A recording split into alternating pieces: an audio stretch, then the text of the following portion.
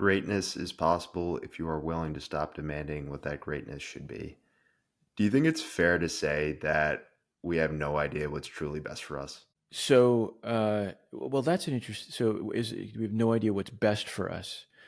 Um, well, I guess what's the context? So if it's like saying we don't know if we may think there's a best outcome, but we don't know how to get there. Well, I definitely agree with that. I mean, generally, that's basically what I'm saying, literally. But there's also a sense in which we don't even know what the best outcome is, so we don't even know what we would want to happen. That's a more tricky question, but I think it's probably true. Yeah, it seems generally probably true, which is another, it's a more higher kind of meta, more abstract reason that this is an important principle, which is like beyond just the fact that there are like a set of things you want to accomplish. There's the problem that you don't even really know what you want to accomplish is a problem. Like you don't really know what would be good for you or for us.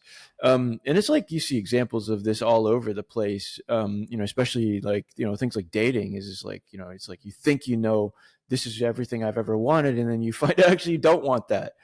You're totally wrong because you were objectively driven. Like you thought, I mean, this is the way like a dating site is set up actually, like to see like, what are you looking for? Like hair color, education level, blah, blah, blah.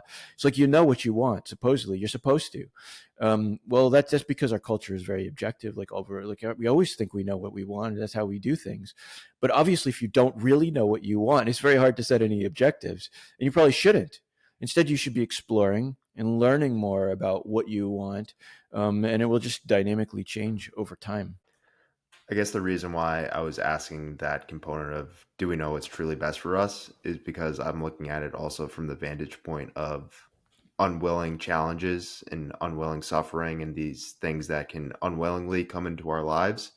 Um, and to use your framework of being in the search space, like within my own life, I was introduced to certain rooms within my search space that I would have never even known existed, or I would have never willingly entered Mm, into if these unwilling challenges and this mm, unwilling suffering came into my life. Where do you see that playing a mm, role within this entire ecosystem of things like that mm. happening? Yeah, yeah. I mean, it's a good point. That I mean, a lot of implicit in what I'm saying is that basically sometimes you have to take a step back to take a step forward, or sort of one step back, two step forwards.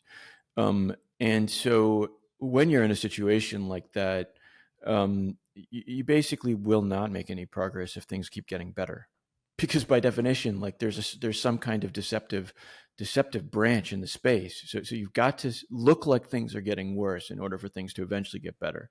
And you can imagine how like big institutional things could be like this, like the education system, for example.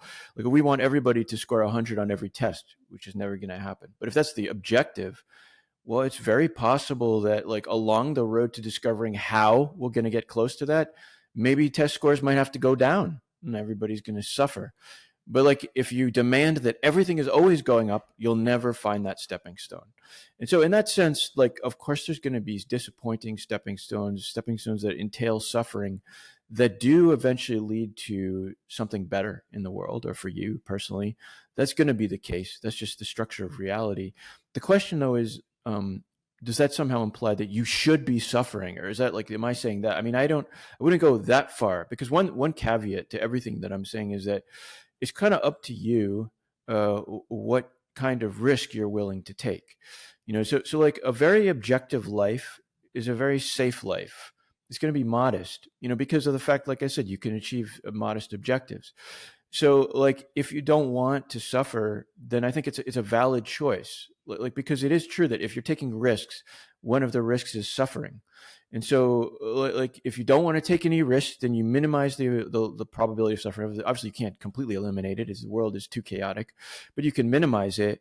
But then you'll live a modest life. And again, I don't mean easy or shameful or anything like that. I just mean that it's a life where we can predict what's going to happen.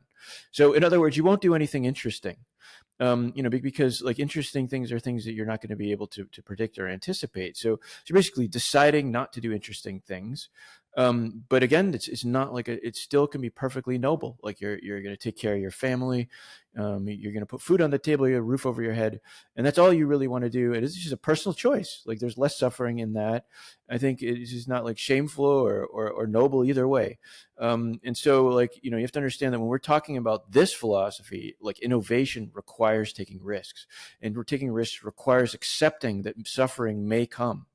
And so you should be aware that you're willingly opening yourself up to suffering. It's like when Steve Jobs dropped out of college, that could have led to all kinds of suffering. It didn't, though, because it turns out that it was a good move for him, like in hindsight. But for a lot of people, that wouldn't be an acceptable level of risk.